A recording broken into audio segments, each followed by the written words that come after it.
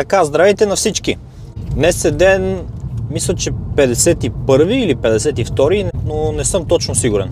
Така, тази сутрин се премерих и бях 87,500. Това означава, че съм свалил точно 12 кг и половина за периода на 50-51-2 дена. Днеска ми се очертава да тренирам рамене и може и след раменете да направя 20 минути кардио. Разбира се, по-хубаво е да си разделяте кардиото и тренировката с тежести, но в момента нямам такова време да ходя два пъти в залата, така че кардиото ще го правя след тренировка.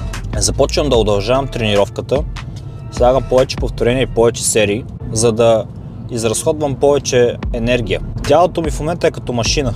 Аз не намалявам храната, просто увеличавам тренировки, повече повторения, повече серии, малко кардио. Но ще дойде момент, в който прогреса пак ще намали. И тогава аз ще вкарам повече кардио или мога да удължа тренировката. Ако се наложи, мога да разделя тренировката на две части. Има много варианти, които мога да направя, така че постоянно да прогресирам. Днес ще закусвам рибатон в консерва. Ще изям две от тия бебчета с малко горчица. Днес съм решил да съм на 0 въглехидрати, но в този случай увеличавам малко мазнините. Направих си днеска и за обяда мой вариант на руската салата. Служих шунка, сьомга, рибатон и тук взех гръцко тазики, в което мога да го смеся, и съвсем малко нискокалорична майонеза. Това ще ми е за обяда, това ще ми е храната за преди тренировката. И след тренировката, зависи как се чувствам, мога да си поръча месо на грил с салата. Но това ще е плана за днес. Както и намерих един стар креатин в чекмеджето, който не съм го използвал, може би не знам колко време не съм го използвал, но срока му на годност свършва през април. И е останало малко, така че ще почна да го взимам по 5 грама на ден, да видя дали ще направи някаква разлика. Наверно, че ще направи, ще задържи малко повече вода в мускула, ще възстановявам по-добре. Предполагам, че и на помпването ще стане още по-добре. Аз имам креатин монохидрат, това е най-хубавия креатин. Има и други креатини, но просто този е най-евтиния, най-стабилния. Има още 10 различни креатина, които уж се усвояват по различен начин, но дълбоко се съмнявам колко голяма ще е разликата, ако някакъв такъв креатин вземете.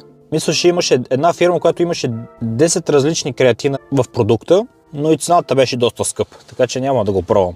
Креатин монохидрат е най-добрият креатин, който може да взимате. Ефтин е, може да се намери много лесно и го препоръчвам. Времето навънка е много студено, мисля, че е минус 1 градуса и е 7 часа сутринта. Така че денят не започва много добре и не знам точно колко работа ще имам днес, но напоследък няма никаква работа и стоя по цял ден в колата. Най-вероятно, ако продължи така, ще се прибера в България в края на май или в началото на юни. Просто трябва да си уредя сметките, трябва да продам колата и като се прибера, първата ми работа е да намеря апартамент, къде да живея и да си намеря веднага работа. Аз съм от Плевен, но мисля да вървя на Бургас, просто защото винаги съм искал да живея на морето. Миналата година бях на почивка във Валенсия и си взех хотел до плажа. И бях общо една седмица там и беше невероятно. Да усещаш вълните, беше много горещо и просто се разхождаш на плажа всяка сутрин е невероятно. И така, вместо да се прибирам в Плевен, реших да отида на Бургас, може би в Несебър. Ще видя къде мога да си намеря апартамент, може би ще го наема първо.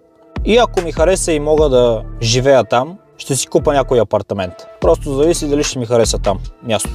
Но това, остават ми още няколко месеца, 3 месеца и половина и се връщам обратно в България. Аз не съм живял в България може би 7 години. Напуснах България, когато бях ученик 2018 година. И разбира се, връщал съм се за почивки там, но сега ще видя каква е обстановката. Разбира се, може и да не ми хареса, може и да се върна и в Плевен. Но това е плана. Така, сега ще отворя една-две консерви и ще се видим във второто ми хранене. Така, време е за хранене номер 2. Какво имам? Домашна руска салата.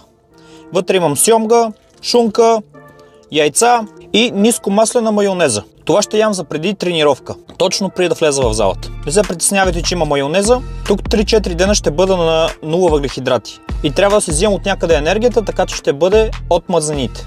Така че да започвам да ям.